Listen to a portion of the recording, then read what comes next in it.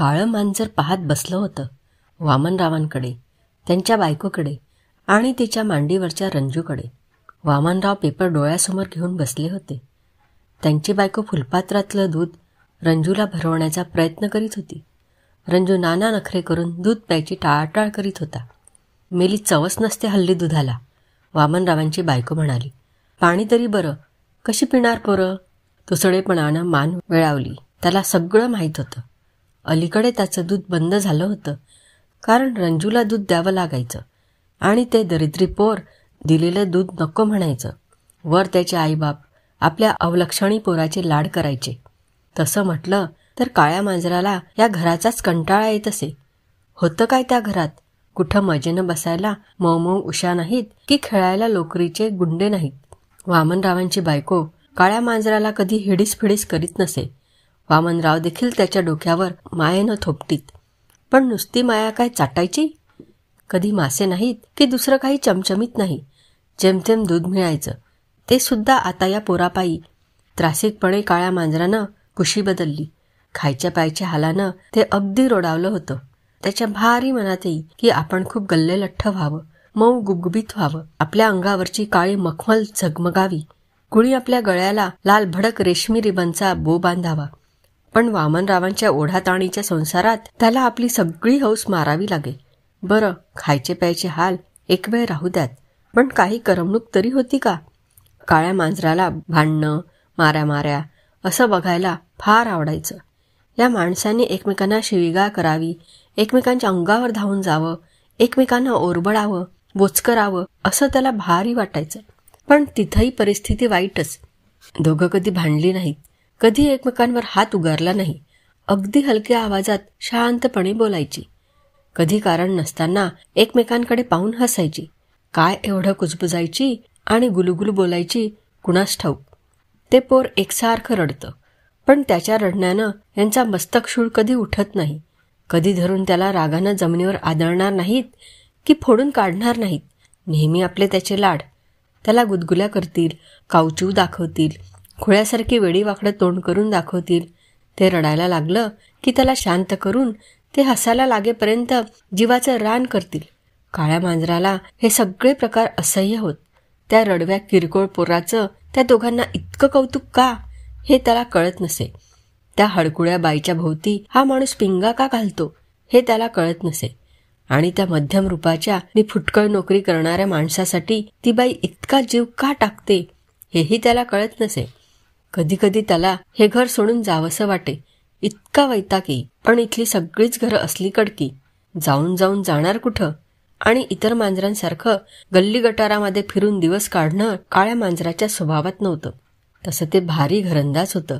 राहायचं तर कुठल्या तरी घराच्याच आसऱ्यानं, हे त्यानं पक्क ठरवलं होतं. त्याला स्वतःविषयी खंत नव्हती, पण राग येई तो या माणसांचा. माणसासारखी माणसंही चांगली बोलू शकतात, शाळा कॉलेजात जाऊन शिकू शकतात, पैसे मिळवू शकतात. यांनी का नाही महत्वाकांक्षा धरू? आपला जन्म मांजराचा, म्हणून आपण आहोत पडून वामनरावांच्या दारात. पण हा वामनराव एवढा थोरला माणूस, याला गरज आहे का कॉर्पोरेशनच्या कॉन्ट्रॅक्टरकडे कारकुनी करायची? काळ्या मांजराला डुलक्या यायला लागल्या. डुलकी लागू लागली की काळा मांजर भलतंच खुश होई. आजूबाजूच्या भिकार परिस्थितीतून पळून जाऊन एकदा झोपेच्या राज्यात पोहोचलं की चैनच चैन. या झोपेत त्याला स्वप्न पडायची, ती अशी काही विलक्षण भरजरी की वामनराव कुटुंबातल्या भिकार माणसांना त्यांची कल्पनाही करता आली नसती. अर्धवट गुंगीत पडल्या काळं मांजर ऐकत होतं. अहो, आज तरी काही आशा वाटतेय का? नाही ग, वामनराव शेजारून मागून आणलेल्या पेपरची घडी करीत म्हणाले. आज पेपरात म्हटलंय की पुलाचं काम अजून 8 दिवस तरी सुरू होणार नाही. अगं बाई, अजून 8 दिवस कसे काढायचे हो? ती कळवळून म्हणाली. साला आमचा कॉन्ट्रॅक्टरच बदमाश आहे. म्हणतो काम बंद आहे, माझ्या हातातच पैसे पडत नाहीत तर तुमचे कुठून देऊ? काळ्या मांजराला सगळं ठाऊक होतं.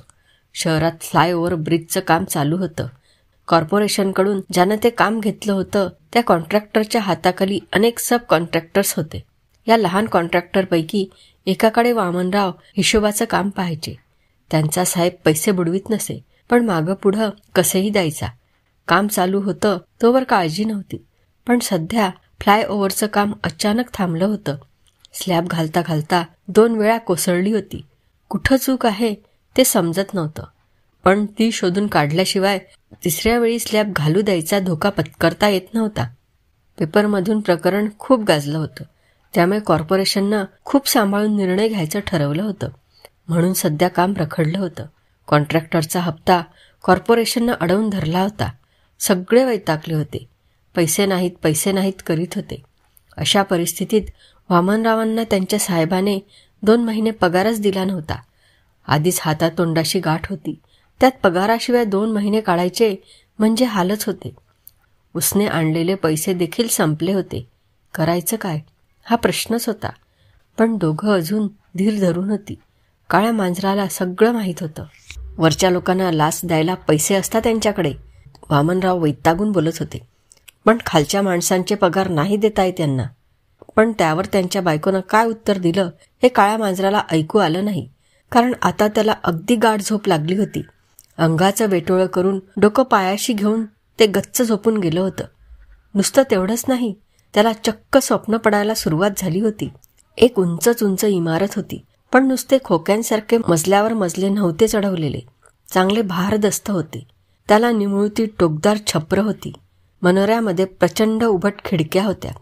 खिडक्यांना निळ्या जांभळ्या काचा लावलेल्या होत्या. त्यातल्या एका खिडकीतून काळं मांजर आत शिरलं. आत मीटिंग चालली होती. मीटिंग हॉल बघण्यासारखा होता.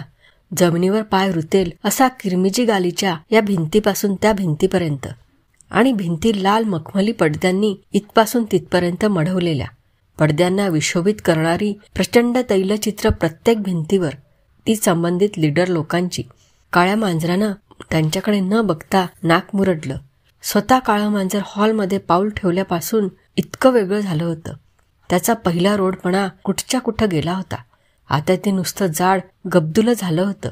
मान पार दिसेनाशीच झाली होती, पण कुणीतरी बांधलेल्या लाल रेशमी फितीमुळं ती निदान कळत तरी होती. झगझगीत काळ्या मखमलीवर तांबडी फीत भलतीच खुलत होती. हॉलमध्ये छताला 2 प्रचंड झुंबरं लावली होती. दिवसाची वेळ असूनही दोन्हीतले दिवे दिखाऊपणे जळत होते. झुंबराखालीच एक प्रचंड गोल टेबल होतं. त्याच्यावर काळाभोर रेशमी टेबल क्लॉथ पसरलेला होता. 4 फुलदाण्या अंतरावर ठेवलेल्या होत्या. त्यात शोभेच्या निवडुंगाची रोपटी, त्या रोपट्यांच्या काट्यांना टोचलेले तळहाता एवढे गुलाब, ओल्यात ठिबकणाऱ्या जखमांसारखे लाल लाल. टेबलाभोवती रांगेनं खुर्च्या मांडलेल्या, मऊ, आरामशीर आणि प्रतिष्ठित. करकरीत पांढरे शुभ्र कपडे केलेल्या माणसांनी त्या भरलेल्या. अगदी टोकाला एक सिंहासनासारखी ऐसपैस लाल खुर्ची, तिच्यात कमिशनर साहेब बसलेले. काळं मांजर खिडकीतून जे आत आलं ते थेट कमिशनर साहेबांकडे गेलं आणि त्यांच्या मांडीवर जाऊन बसलं. उगाच अदल्यामधल्या फालतू लोकांकडे जाण्याचा कद्रूपणा त्यानं केला नाही. कमिशनर साहेबांचाही ते लाडकं असावं. त्यांच्या मांडीवर ते बसल्याबरोबर त्यांनी त्याला हलकेच थोपटायला सुरुवात केली. काळं मांजरही त्याच लईत शेपटी हलवू लागलं. त्याच्या गळ्यातली लाल फीत बहुधा कमिशनर साहेबांनीच बांधलेली असावी. कमिशनर साहेबांचं डोकं चिंचोळं आणि उभट होतं. त्यावर चांगलं गुळगुळीत टक्कल, नजर भेदक, पाहणाऱ्याचा थरकाप उडविणारी. कडक इस्त्रीचा त्यांना चिलखतासारखा बसला होता. गळ्याशी तो इतका गच्च होता, श्वासोच्छ्वास तरी कसा करता येत असे कोण जाणे. एकदा प्रत्येकाकडं भेदक नजरेनं पाहून शेवटी त्यांनी करड्या स्वरात विचारलं, फ्लायओव्हरचं काम अजून का रेंगाळतंय?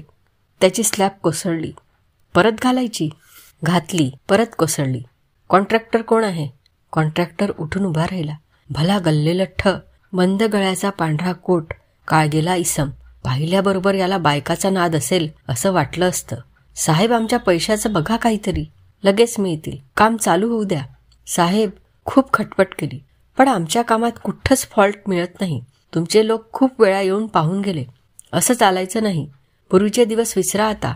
आता सगळं भराभर व्हायला हवं. पैसे मिळतील, रगळ मिळतील, पण काम पटापट व्हायला हवं. पूर्वी 2 नाही तर 4 फ्लायओव्हर असायचे, तेव्हा त्यांचं कौतुक. आता 50वा फ्लायओव्हर बांधतोय आपण. पुढल्या आठवड्यात आणखी 1 डझन फ्लायओव्हर्सच्या कोनशिला घालतोय. स्पीड अँड मनी ही 2च आजच्या काळाची रहस्य आहेत. तुम्ही आम्हाला स्पीड दाखवा, आम्ही कॅश देऊ, पण काम रखडून चालणार नाही. प्रायव्हेट हेलिकॉप्टरसाठी लोकांना आता क्लेम राहून घरात राहावं लागतं, आणि अशा काळात तुम्ही तुमच्या त्या 100 वर्षापूर्वीच्या सबबी सांगता.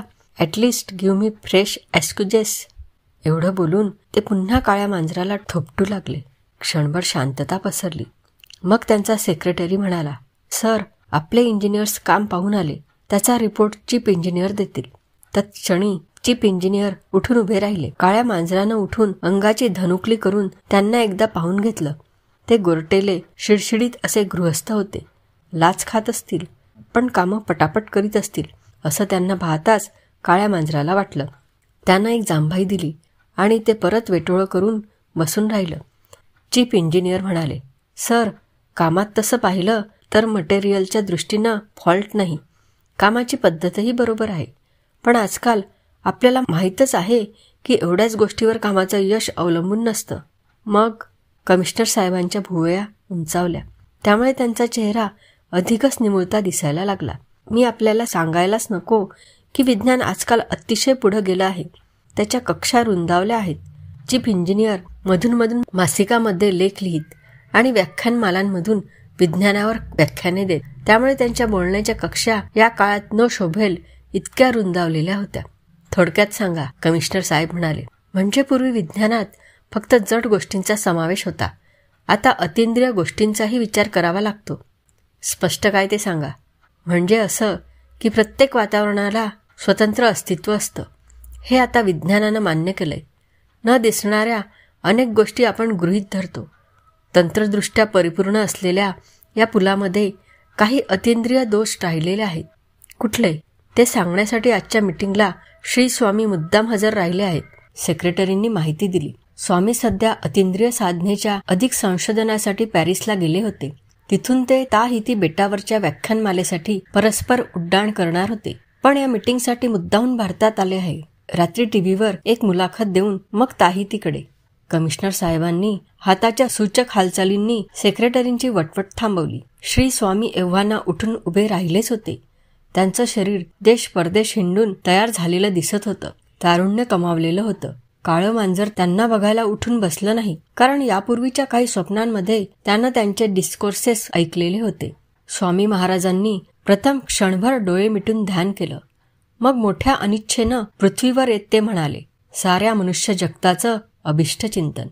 पुलावर स्लॅब टिकूच शकणार नाही, कारण तिथल्या वातावरणाचं मागणं आपण पुरं केलेलं नाही. ते वातावरण अत्यंत बलिष्ठ आहे. ते सहजासहजी काम पुढे जाऊ देणार नाही. शिवाय ते वातावरण फार व्यवहारीही आहे. ते आपलं कमिशन बुडवू देणार नाही. त्याचं मागणं पुरं करावंच लागेल. काय आहे त्याचं मागणं? त्याला नरबळी हवा आहे महाराज, तोही लहान बालकाचा. मानवजातीचं कल्याण असो. स्वामीजी बोलायचे थांबले. कमिशनर साहेबांनी क्षणभर डोळे अधिक गच्च मिटून घेतले. पुलाचं काम सुरू करण्यापूर्वी नरबळी द्यावा अशीही सूचना आलेली होती. पण त्यावेळी त्यांनी तिकडे फारसं लक्ष दिलं नव्हतं. तसं म्हटलं तर सध्या नरबळी देण्याची फॅशनच होती. अतिमानवी शक्तींचा लोकांना अलीकडे फारच पुळका आलेला आहे. त्या मानानं मानवी व्यक्तींना भाव फार कमी होता. साधं एक शॉपिंग सेंटर उघडायचं तर लोक नरबळी देत. पूर्वी सत्यनारायणची पूजा करायचे, त्यातलाच प्रकार. लोकसंख्या गेल्या काही वर्षात वाढलेली नसली तरी अजून ती अर्थशास्त्रज्ञांना हवी होती. तेवढी कमीही झालेली नव्हती. तेव्हा जीव देण्यासाठी लहान मुलं कुठून मिळवायची ही अडचण मुळीच नव्हती. तरीही कमिशनर साहेबांना व्यक्तिशः या प्रकाराचा कंटाळा होता. नवीन चाली म्हणून आपण अगदी प्राचीन काळच्याच रूढी पुन्हा जवळ करीत आहोत की काय, अशीही त्यांना कधीकधी शंका येत असे. पण विज्ञानाच्या कक्षा इतक्या रुंदावलेल्या असताना आपण तरी काय करणार, या विचारानं ते गप्प राहत. पण आता हा प्रश्न डावलून चालण्यासारखं नव्हतं. नरबळीचा उल्लेख होताच काळ्या मांजरानेही डोळे किलकिले केले आणि लाल चुटूक जीभ बाहेर काढली. लहान बालकाचा बळी दिला तर पुलाचं काम निर्विघ्न पुढे जाईल? कमिशनर साहेबांनी निर्विकारपणे विचारलं. निसंशय, श्री स्वामी महाराज म्हणाले. त्या बाबतीतल्या सगळ्या टेस्ट आम्ही यापूर्वीच घेतलेल्या आहेत. त्यासाठी आम्ही आमच्या मठातले ESP एक्सपर्ट्स पाठवले होते. त्यांनी वातावरणातल्या ह्युमन जिनियसचा कोशंट तपशील नको. कमिशनर साहेब घाई करीत म्हणाले. मुद्द्यावर या. त्यांची ही घाई स्वामी महाराजांना आवडली नाही. आजच्या या घाईच्या काळात एकटे श्री स्वामीच तेवढे स्वतःच्या गतीने जगत. त्यांनी क्षणार्धात डोळे मिटून आपल्या रागावर विजय संपादन केला आणि मग ते मुद्द्यावर बोलले. नरबळी हवाच. बालक 12 ते 15 महिन्याचं हवं. काळ्या मांजराला आता मीटिंगमध्ये थोडा रस वाटायला लागला होता. नाहीतर मीटिंग नुसती मिरवण्यापुरती असायची. तेवढ्यात एकजण अनाहूतपणे उभा राहून कमिशनर साहेबांसाठी आणि अर्धवट इतरांसाठी बोलू लागला. तशा आपल्याकडे टेस्ट्यूब बेबीज बऱ्याच आहेत. नको, टेस्ट्यूब बेबी कशी चालेल? ती आपल्या देशाची गौरवास्पद कामगिरी आहे. कमिशनर साहेबांनी हरकत घेतली. आपणही इतर देशांच्या बरोबरीनं केलेल्या वैज्ञानिक प्रगतीचं ते प्रतीक आहे. त्यामुळे त्या मुलांना हात लावता येणार नाही. बरोबर आहे, स्वामी महाराज म्हणाले. शिवाय नरबळीला टेस्ट्यूब बेबी चालत नाही. बळी देताना सोय पाहून कसं चालेल? हे सगळं लक्षात घेऊन आम्ही प्रयत्न केले. सेक्रेटरींनी माहिती दिली. त्याची माहिती आपले प्रसिद्धी अधिकारी देतील. प्रसिद्धी अधिकारी उभे राहिले तेव्हा काळ्या मांजरानं त्यांच्याकडे ढुंकूनही पाहिलं नाही. इतक्या खालच्या अधिकाऱ्याच्या बाबतीत उत्सुकता दाखवणं त्याच्या प्रतिष्ठेला शोभणार नव्हतं. प्रसिद्धी अधिकाऱ्यांनी लोकांना माहीत असलेल्याच गोष्टी पुन्हा पुन्हा कळकळीने ऐकवल्या. आईकडचं मूल मिळवणं हे या काळात तितकंसं अवघड राहिलेलं नव्हतं, कारण त्या मुलाबद्दल भरपाई म्हणून सरकार चांगले पैसे देत असे. शिवाय एक सर्टिफिकेट आणि मेडल देऊन गौरव करीत असे. त्यामुळे कित्येक आईबाप स्वतःहून आपल्या मुलाची नावं सुचवीत. पण मग अमक्याचंच मूल घेतलं, वशिलेबाजी झाली, अमुक नि तमुक अशी टीका व्हायला लागली. म्हणून चक्क वर्तमानपत्रात जाहिरात देऊन नरबळीच्या मुलांसाठी टेंडर्स मागवण्यात येऊ लागली. ज्याचं टेंडर त्यातल्या त्यात कमी असेल त्याचंच मूल सरकार बळी द्यायला निवडायचं. त्यामुळे सर्वसाधारणपणे व्हायची त्याहून अधिक वशिलेबाजी होईनाशी झाली. प्रसिद्धी अधिकाऱ्यांनी हे सांगितल्यावर मीटिंग जवळजवळ संपायला आली, कारण आता विशेष काही करण्यासारखं राहिलेलंच नव्हतं. तरी समारोपाचं एक लांबलचक भाषण करून कमिशनर साहेबांनी सगळ्या गोष्टी भराभर आटपण्याचा आग्रह पुन्हा एकदा केला. आठवडाभरात जाहिरात येऊन मूल मिळवून नरबळी देऊन पुलाचं रखडलेलं काम सुरू झालंच पाहिजे अशी ताकीद दिली. सगळे गेले तरी काळं मांजर कमिशनर साहेबांच्या सिंहासनासारख्या खुर्चीवर बसूनच होतं. हॉल रिकामा झाला होता. फक्त सेक्रेटरी कागदपत्र गोळा करीत होता.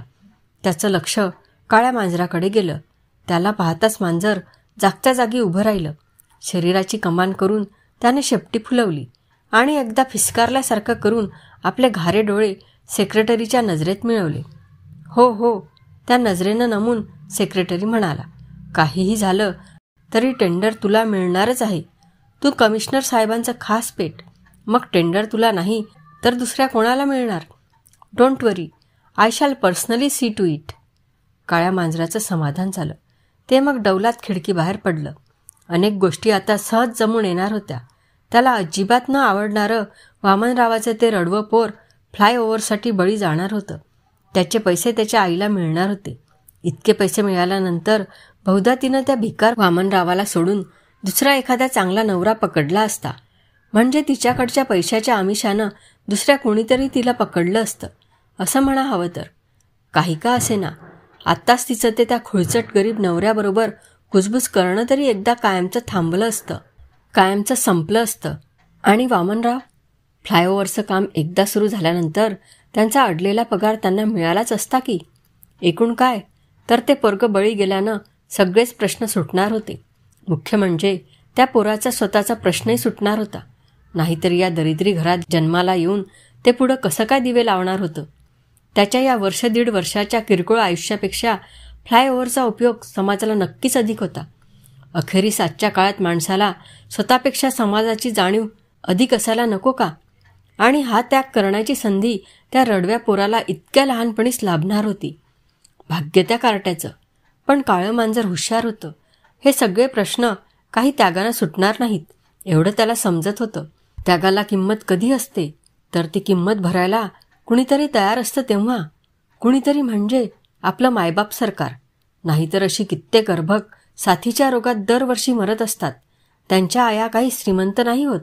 सगळ्या गुंतागुंती शेवटी सुटतात पैशानं. म्हणून पैसा हा या काळातला सर्वात जबरदस्त शोध आहे. काळ्या मांजराच्या मनातले विचार होता होता इतके वृक्ष झाले की ते चक्क स्वप्नातून जागं झालं आणि वृक्ष वास्तवात आलं. पण योगायोग असा की ते जागं झालं तेव्हा वामनराव आणि त्यांची बायको पैशाबद्दलच बोलत होती.